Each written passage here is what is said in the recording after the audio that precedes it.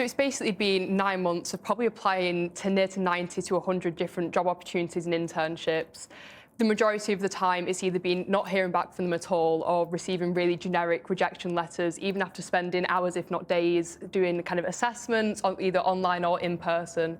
And as a whole, it's just been really demoralising, and it's been really difficult to keep going and to keep hope that I'll be able to afford to kind of carry on and stay in London after university. And what a lot of people say in your position is that you don't get a sense that a human being has actually looked at the application. And that's the exact problem. And I think as a student, you get to that point and you put in hours, if not days of work for these applications to tailor them, which is what you're told to do.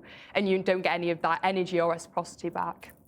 What are your contemporaries, going to do if they can't get normal graduate jobs? I think that's a really difficult question. And obviously I'm from Manchester originally, and I came down to London for university because this is where the opportunities are. And I think with a lot of my peers who chose to stay in the north of England, it's such a difficult market because this is where the opportunities are. And a lot of them are just having to take jobs that they're incredibly overqualified for and definitely don't pay enough for them to go and live independently. And so they're having to stay at home. And there just doesn't seem to be any kind of point of hope or point of change at the moment because the opportunities just aren't there. And what about you? Personally, I've managed to secure an internship, which was an incredible opportunity. But again, I think it took me well over 100 applications to get to that point. An internship, not a job? Not a job, no. So do you feel you're actually embarking on a career yet?